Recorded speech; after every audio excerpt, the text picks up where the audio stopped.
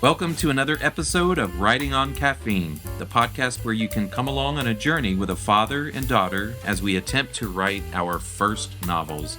I am Jonathan Franzone, and this is my daughter. I'm Reagan, also Friendzone.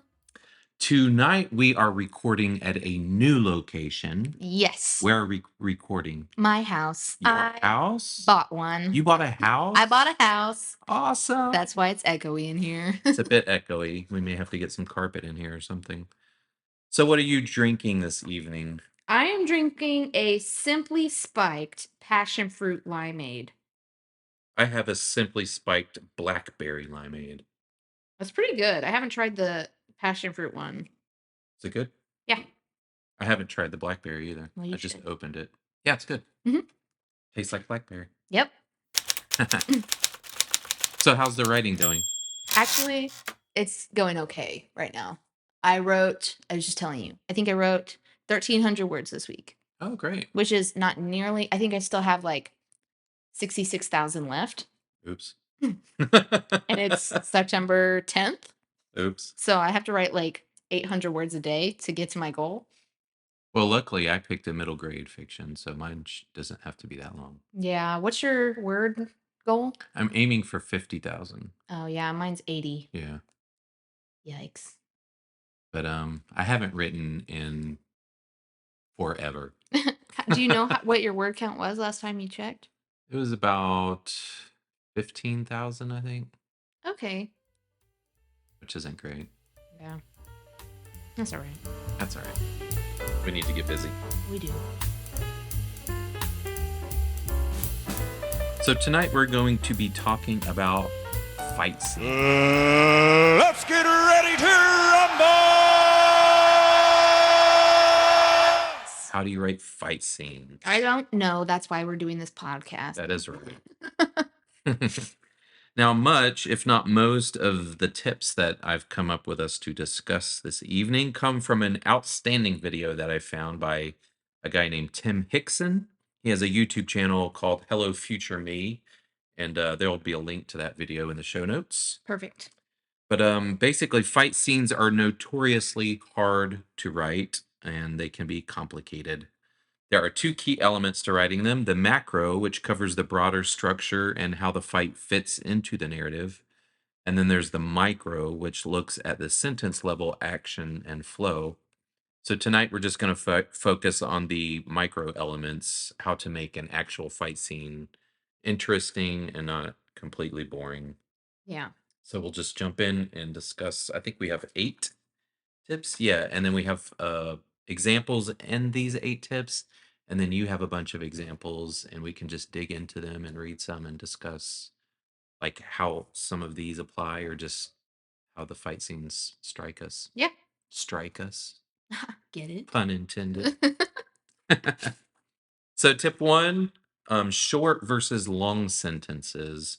So the common advice is to write short sentences to convey fast action. But this guy asserts that that's only part of the story. It's not always about sentence length. You can actually have long sentences and fight scenes, but it's about keeping action beats short. So you want a series of very distinct, clear verbs that move the fight along. Yeah. I get that. And he gave an example from a book called Dark Matter by Blake Crouch, which reads, I slam into the hardwood floor, the back of my head hitting so hard I see bursts of light. And then he's on top of me, blood dripping off his ruined face, one hand squeezing my throat. Mm. So the example uses 4 quick action verbs. He slams into the hardwood floor, then hits so hard, and then he's on top of me. That's not really a verb, but it implies action.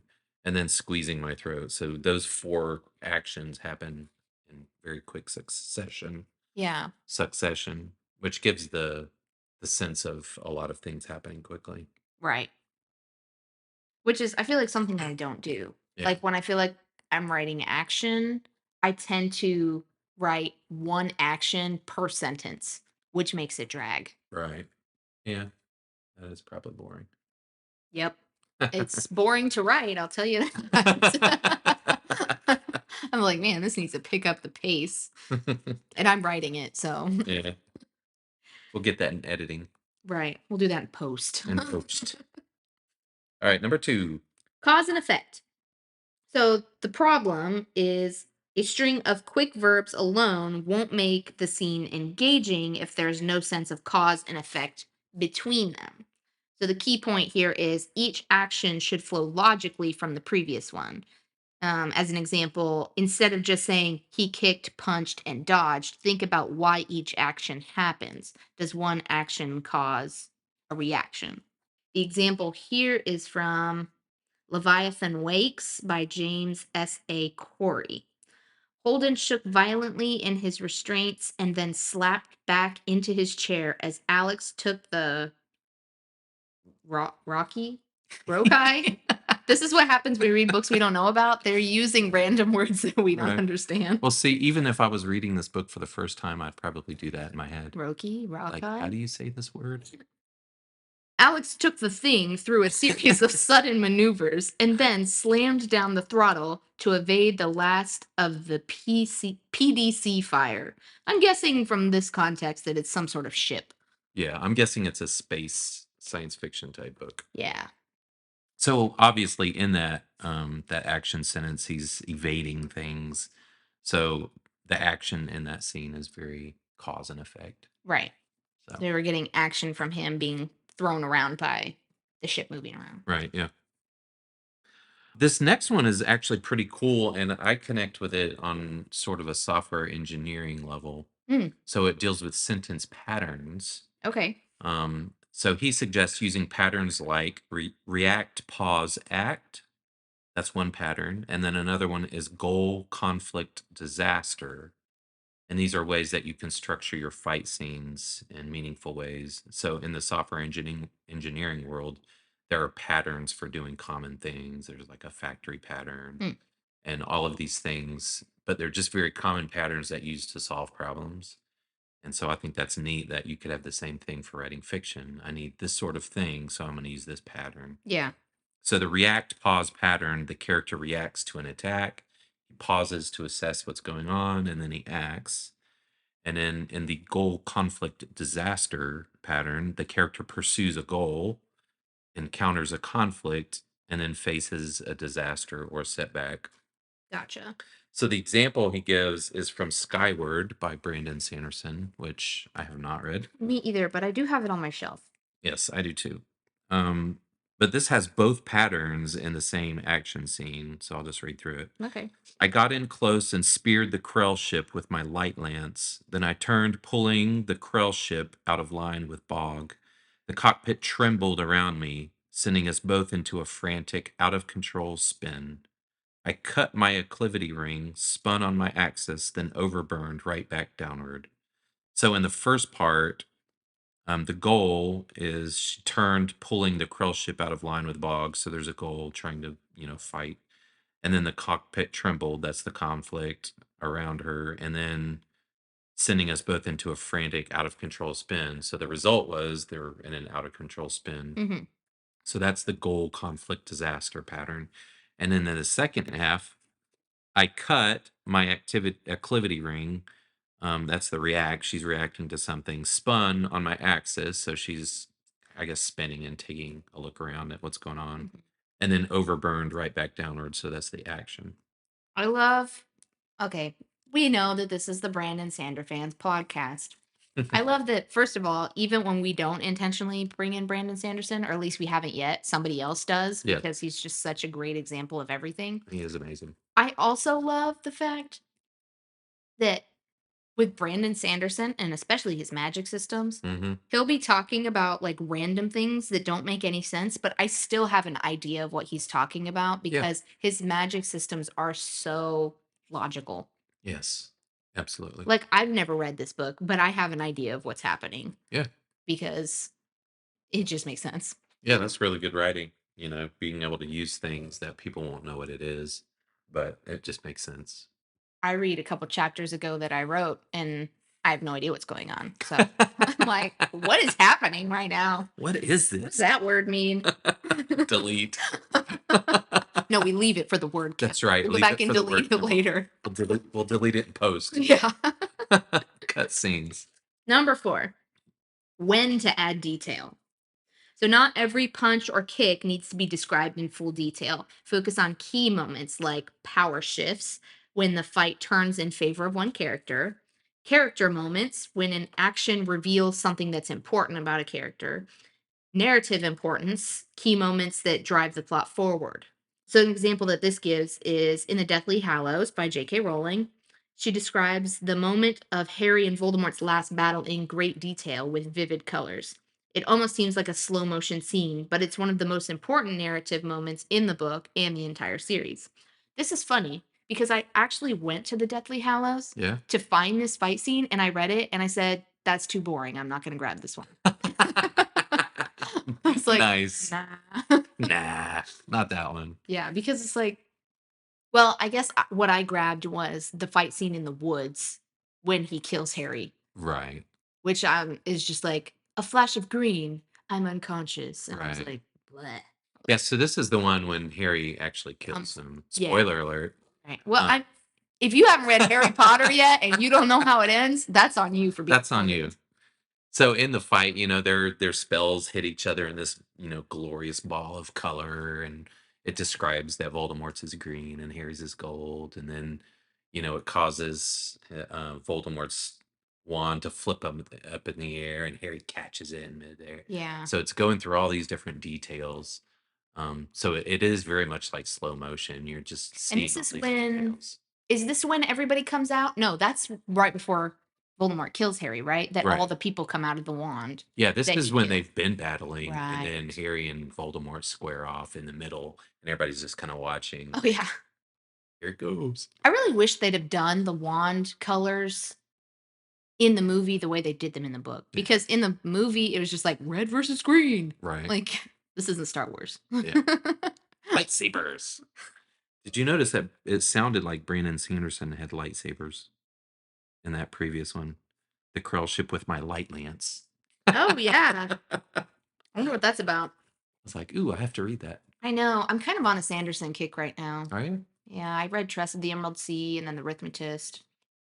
Maybe I'll pick up Skyward next. Yeah, The Rhythmatist is a great book, Mm, as we were discussing.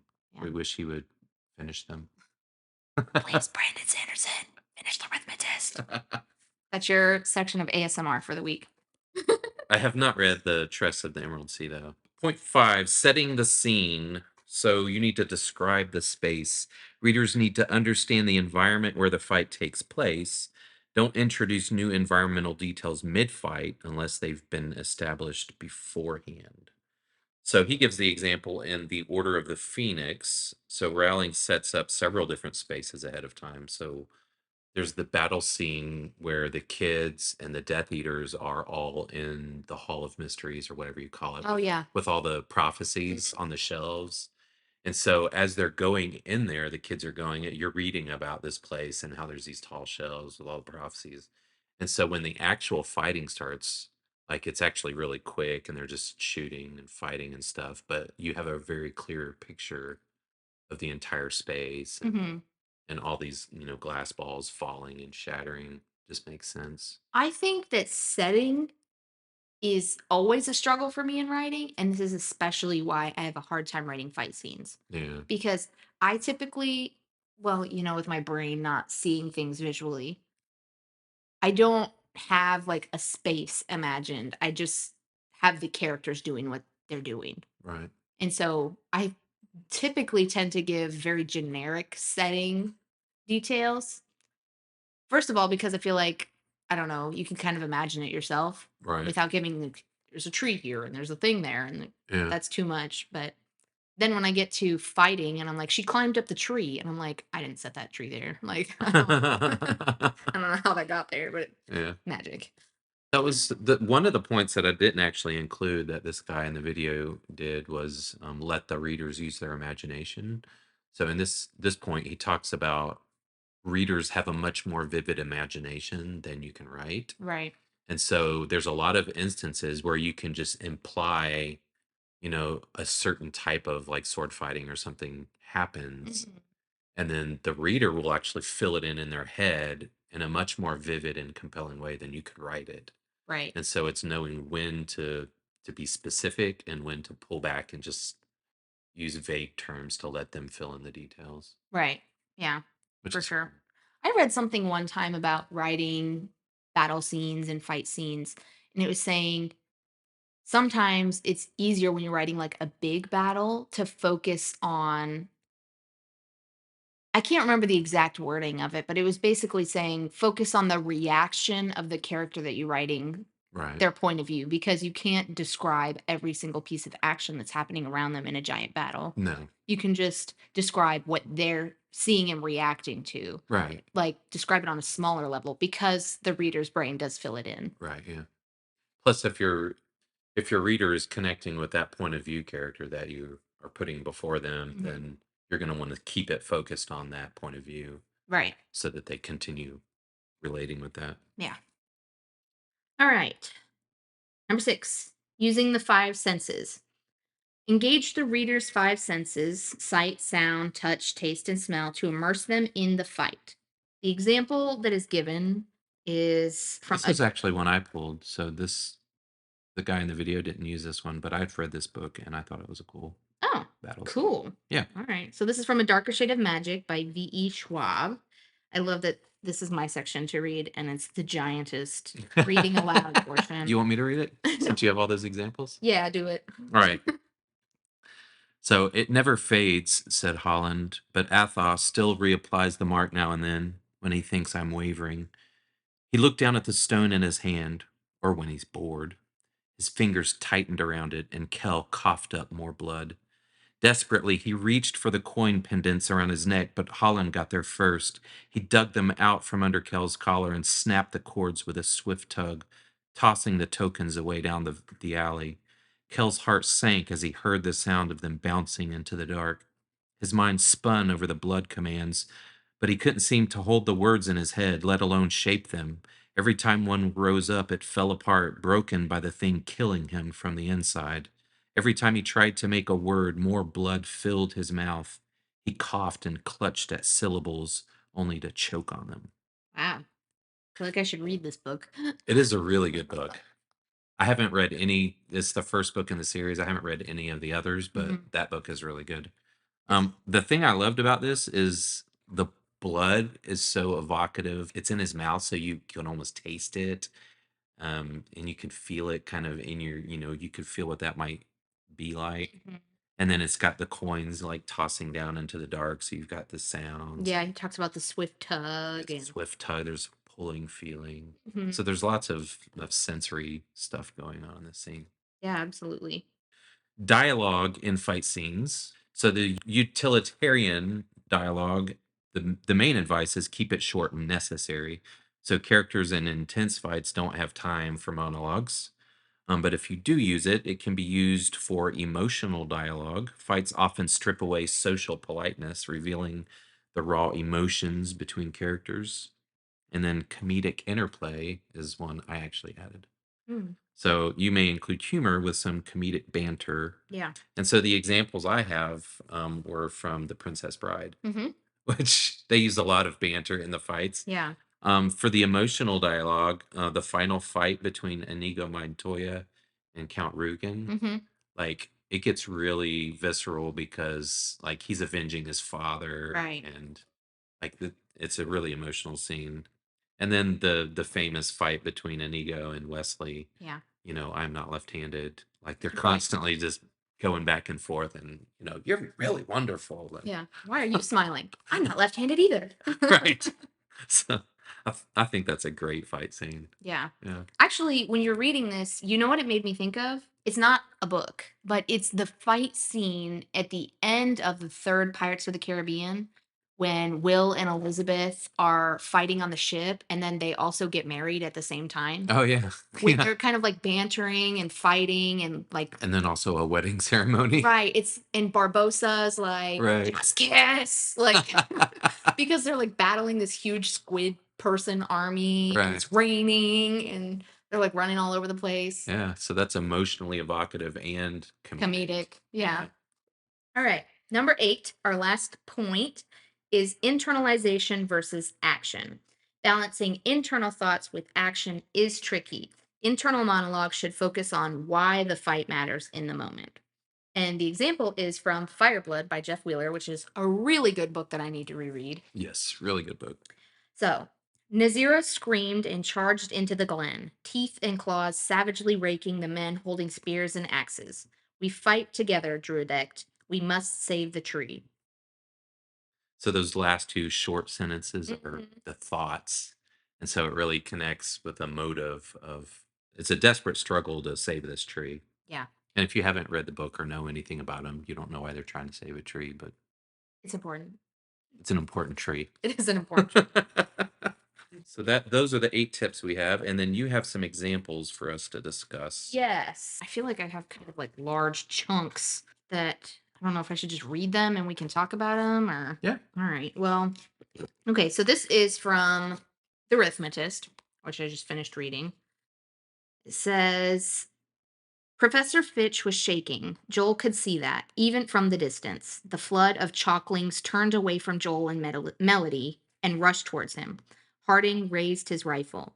Fitch dropped to his knees and drew a line of forbiddance on the floor. There was a loud click and a rush of air as the rifle fired. The bullet shot through the hallway, then hit the line's wall and froze a few inches from Fitch's head. The bullet lost its momentum and was pushed back and away. It hit the floor with a loud clink. Yeah, So, that's great. yeah. Lots of fast action. Mm-hmm. You could hear all the verbs hitting one right after the another. Right. Yeah. Yeah, the sensory of hearing the things, like when he talks about um well, I guess you can't really I like kind of hear it in my head when it talks about how he's getting down and drawing. I Right. hear like the chalk on the floor Yeah, I and could hear that too, and the clink of the bullet hitting the mm-hmm. floor. There's the cause and effect of it hitting a barrier and bouncing off. Right. So Yeah, that's great. that's a good one. I will read this section from Mockingjay by Suzanne Collins, which is the third Hunger Games book. Mm. This is when they're in District 8 and they're fighting the fighter jets that are bombing the hospital. I nod and pull an arrow from my right sheath. If we miss our targets, these arrows will land somewhere, probably the warehouses across the street. A fire can be put out, but the damage an explosive can do may be irreparable. Suddenly, they appear in the sky, 2 blocks down, maybe 100 meters above us. 7 small bombers in a V formation. Geese, I yell at Gale. He'll know exactly what I mean. During migration season, when we hunt fowl, we've developed a system of dividing the birds so we don't both target the same ones. I get the far side of the V, Gale takes the near, and we alternate shots at the front bird. There's no time for further discussion. I estimate the lead time on the hoverplanes and let my arrow fly. I catch the inside wing of one, causing it to burst into flames. Gale just misses the point plane. A fire blooms on an empty warehouse roof across from us. He swears under his breath. So I think that's kind of a cool one because it talks about like her internal thoughts in Yeah. regards to fighting the hoverplanes. Yeah, Mocking or Hunger Games is filled with inner Yeah. thoughts. Inner dialogue. Inner dialogue. Katniss fighting herself. Right. So even in that moment, she's going through a lot of internal turmoil. Yeah. Sh- Always. Yeah, the hospital with the people, and hear these planes come and destroy them because she's there. Right. So the one I have is The Lion, the Witch, and the Wardrobe by C.S. Lewis. And in this scene, Aslan has just ridden to save everybody. Mm-hmm. So Peter and the army are in battle, and Lucy and Susan. Susan. Lucy and Susan are riding on Aslan's back. They've gone to free all the people in Stone. Yeah. So Peter's army, which had their backs to her, looked terribly few, and there were statues dotted all over the battlefield. So apparently the witch had been using her wand, but she did not seem to be using it now. She was fighting with her stone knife. It was Peter she was fighting, both of them going at it so hard that Lucy could hardly make out what was happening. She only saw the stone knife and Peter's sword flashing so quickly that they looked like 3 knives and 3 swords. That pair were in the center. On each side, the line stretched out. Horrible things were happening wherever she looked. Mm. So I think this is a great example of what I was talking about, leaving it up to the imagination of the reader. Yeah. Because Lewis is just implying battles happening in ways that kind of guide your mind to fill in And he adds the detail of, they're going so fast that it looks like there's three knives Right. and stuff like that, which gives you a sense of how ferocious the battle is. But most of it you can just kind of fill in. Right. Okay. So this is from Prince Caspian. This is the part where Peter and Miraz are dueling each other. Peter and Miraz were entering the lists from opposite ends, both on foot, both in chain shirts with helmets and shields. They advanced till they were close together. Both bowed and seemed to speak, but it was impossible to hear what they said. Next moment, the two swords flashed in the sunlight. For a second, the clash could be heard, but it was immediately drowned because both armies began shouting like crowds at a football match. Well done, Peter. Oh, well done, shouted Edmund as he saw Miraz reel back a whole pace and a half. Follow it up quick. And Peter did, and for a few seconds it looked as if the fight might be won. But then Miraz pulled himself together, began to make real use of his height and weight. Miraz, Miraz, the king, came the roar of the Telmarines. Caspian and Edmund grew white with sickening anxiety. So I think that one's cool because it's kind of giving it from Edmund's perspective. Right. It was similar to the one I read too. It was from Lucy's perspective. Mm-hmm. So he kind of zooms out, Right. just kind of looks at the battle from afar instead of putting you right in the middle of it. Yeah. But you also there you have the two armies like yelling and stuff, so it's adding some sensory input to it. Yeah, absolutely. I have a section. This is from Kingdom of Ash. And I would like to speak specifically to Avery if she's listening to this and she hasn't finished Kingdom of Ash yet. Skip forward. Skip forward. So this is like the final battle. Okay. And they're like charging into she's just like come back. It's like her miraculous return. And she's Mhm. got this huge army. And the bad guys' army is attacking the castle and they're like falling. This has been like the third day of the war and they're all tired and sick and okay. So onward into battle they charged, undaunted and raging. The queen atop the white stag did not balk with each gained foot towards the awaiting legions. She only flipped her sword in her hand, once, twice, shield arm tucking in tight. The immortal warriors at her side did not hesitate either, their eyes fixed upon the enemy ahead. Faster and faster, the Kaganate's cavalry galloping beside her, the front line forming, holding, as they neared the first of Morath's black lines. The enemy turned toward them now, pointed spears, archers raising into position.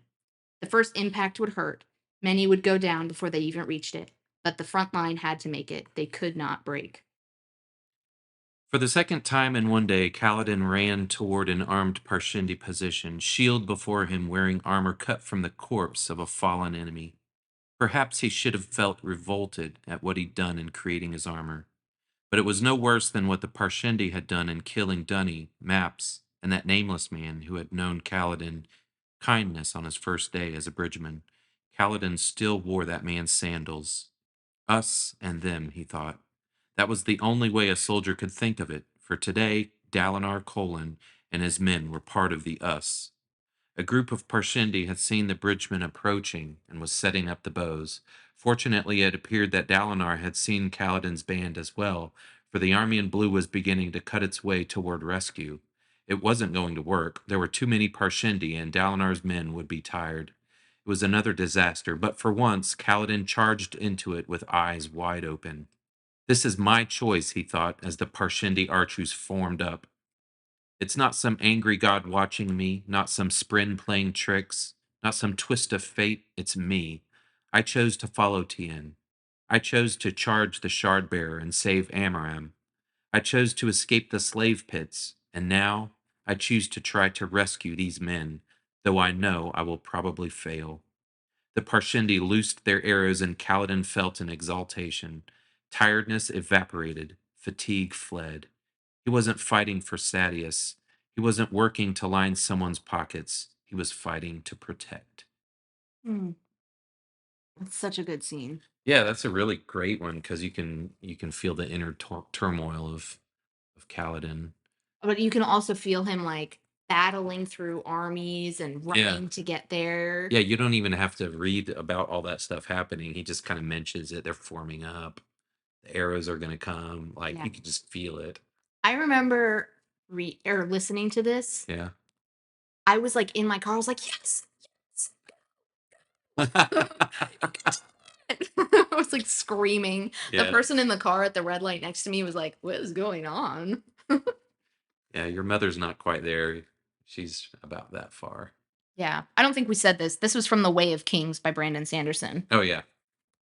So I told her, just like I told you, it's got one of the biggest payoffs Oh of yeah, any book I've ever read. that one. Yeah. Yes, I was screaming the whole end of the book. It is really satisfying. Yeah. So this is kind of the what is this pattern that we were talking about? The react, pause, act. Yeah. So she's in a duel What book is and this? Throne of Glass. I'm sorry. This is the Okay. Throne of Glass by Sarah J. J. Maas. Maas. She's in a duel. She's poisoned, and the guy she's fighting is like 30 times bigger than she is. Oh, that stinks. Yeah. Kane charged faster than she anticipated. She caught his sword on the broad side with the staff, avoiding the sharp edges, and leapt back as she heard the wood groan. He struck so quickly that she had to concede to the edge of his blade. It sank deep into the staff. Her arms ached from the impact, but she could recover. Kane yanked his sword from her weapon and surged towards her. She could only bound back, deflecting the blow with the iron tip of the staff.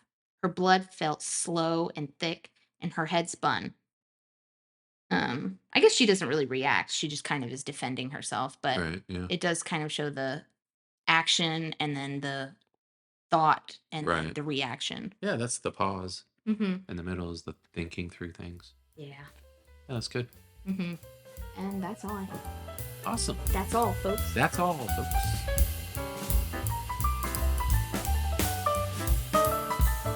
So, what have we been reading since the last time we recorded?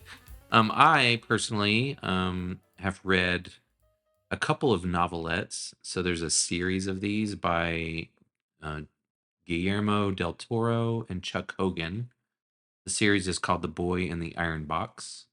So, I've read the first two, Falling Down and The Pit in the Box. Mm. So, the first one, it seemed kind of like just a military interesting thing, which I was in the mood for, I guess, Mhm. and it was good. And then the second one, it kind of took a turn into horror. Yeah, I remember you telling me about that. Yeah, it was kind of like, ooh, now I have to watch something light before I go to bed because that's kind of terrifying.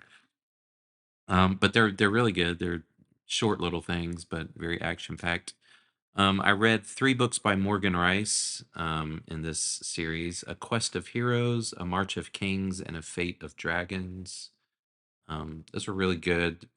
As they're going along, the first two were really good, I thought, and then the third one, um, she kind of just gets kind of ridiculous, Mm. and like things always working out perfectly. Oh, yeah. And so it's becoming more tropey and just cliched and less. She's probably like, I have to finish Complex. this series. Let me just. There's a Crank it ton out. more. Like this is only three books. I think there's like 12 or something. Oh man! I know. Yikes!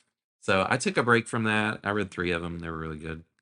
I read Right Behind, a parody of Last Day's Goofiness by N.D. Wilson.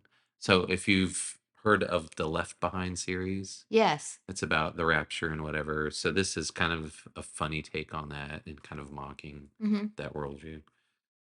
And then two nonfiction that I'm currently reading: Shepherds for Sale by Megan Basham, Mhm. and then Digital Liturgies by Samuel James. Nice. Both very good so far. Yeah.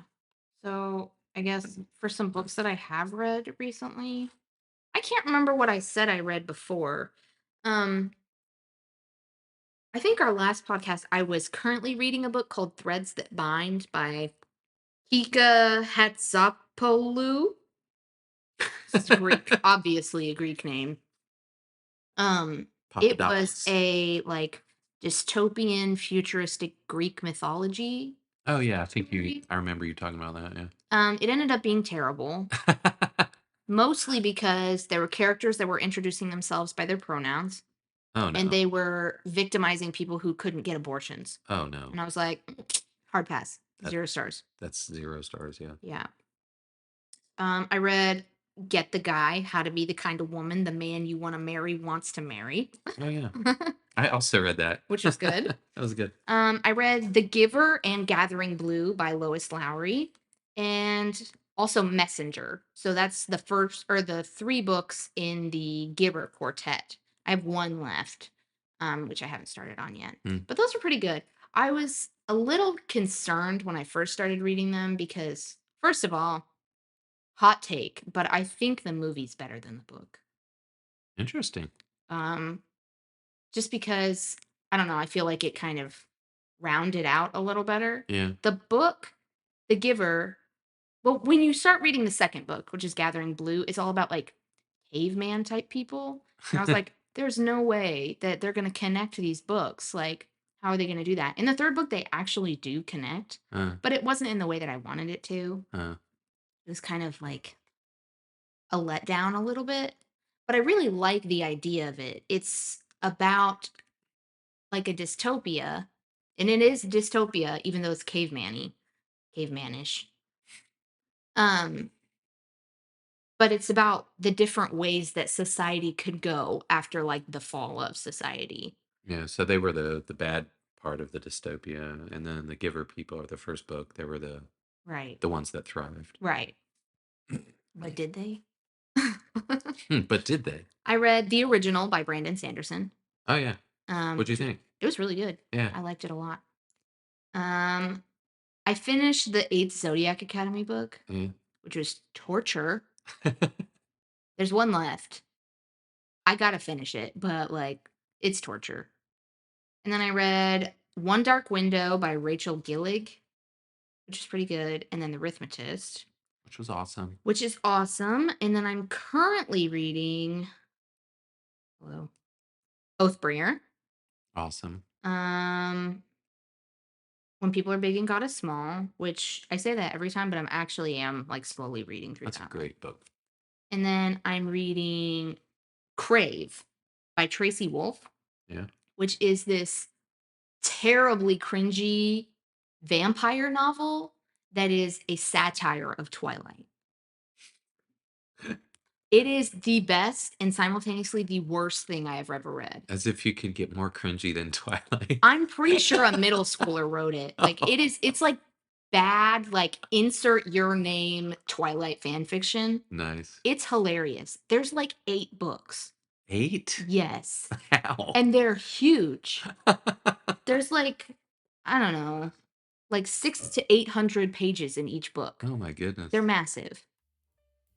I'm actually having a good time though. I'm cackling the entire time I read because I'm like, this is the worst thing I've ever read. How did this get published? It's so funny. Oh, that's funny. Yeah. Thank you for joining us in this episode of Writing on Caffeine. We hope you'll join us again in some undisclosed amount of time. Please subscribe wherever you find podcasts. If you are so inclined, leave us a review. 5-star reviews are preferable. Be sure to visit the website, writingoncaffeine.com, where you can view the show notes and subscribe to our email list so that you never miss an episode. Bye. We made it through. Woohoo. Woohoo! It's still recording, right? Yes. Let's close it out. Mm-hmm.